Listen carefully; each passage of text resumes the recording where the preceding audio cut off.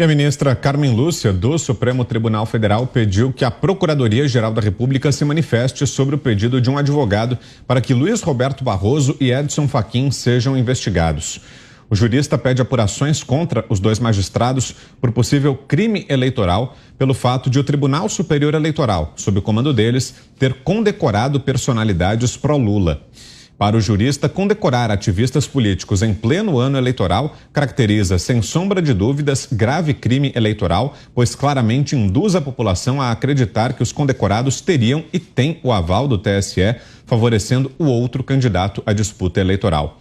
Na notícia crime, o advogado menciona ainda uma declaração de Barroso em que diz que, abre aspas, pessoas boas reconhecem pessoas boas, fecha aspas, e diz se tratar de um ataque à figura do presidente da República em pleno exercício do seu mandato. Mas com você, Cris, que achou dessa iniciativa, temos 2 minutos. Excelente, né? Temos que apoiar e talvez contribuir ainda relembrando a declaração recente do ministro Barroso no Natal da Brasil Conference em Boston, nos Estados Unidos, que ele foi para o exterior lá, num convescote ali, junto com Tabata Amaral e Companhia Limitada, falando mal do presidente da República, em pleno ativismo judicial, o que é proibido pela Constituição, chamando o presidente de inimigo e ainda dizendo como o Brasil vai combater esse inimigo nas urnas, fazendo campanha antecipada, fazendo oposição declarada. Isso não é permitido a ministros de cortes superiores, a juízes de qualquer instância do judiciário. Como que o ministro da Corte Máxima não sabe de algo assim? Ou como que, sabendo, desrespeita na cara dura uma regra constitucional? Precisa mesmo processar e agora vamos ver o que a Carmen Lúcia pediu para a Procuradoria da República se manifestar. Vamos ver como é que ela vai fazer na hora que voltar essa resposta da PGR para distribuir esse processo. Alguém vai ter que julgar, só que vão ser aqueles mesmos ali, né? Eles estão sempre entre eles.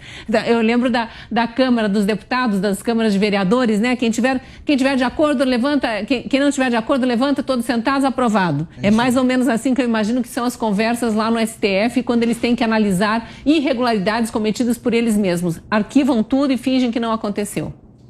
Você, Zé, 1 minuto e meio. A justiça eleitoral é uma dificuldade de entender aqui como é o processamento da justiça eleitoral. Não precisaria, eu acho que precisa de justiça. Mas a justiça eleitoral, por existir, tinha que transmitir uma tranquilidade, uma segurança para o eleitor e para os candidatos. É preciso crer na justiça eleitoral. E isso não está acontecendo, ou seja, a justiça eleitoral já falhou antes mesmo da eleição. Esse deve ser o grande trabalho dos ministros do Tribunal Superior Eleitoral nessas eleições, mostrar independência, equidistância. O maior fiscalizador no processo eleitoral é o adversário.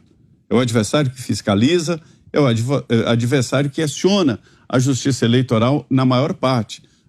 Existe a Procuradoria Eleitoral, né? Existem fiscais, mas é o adversário o grande fiscalizador. Só que tudo cai nas mãos dos ministros, dos juízes lá nos tribunais regionais eleitorais e aqui no Tribunal Superior Eleitoral. Então, ainda há tempo. Os ministros do Tribunal Superior Eleitoral e dos TRS devem se esforçar e comprovar na prática que estão sendo independentes. Este é o desafio. Uai, seu app de vídeos curtos.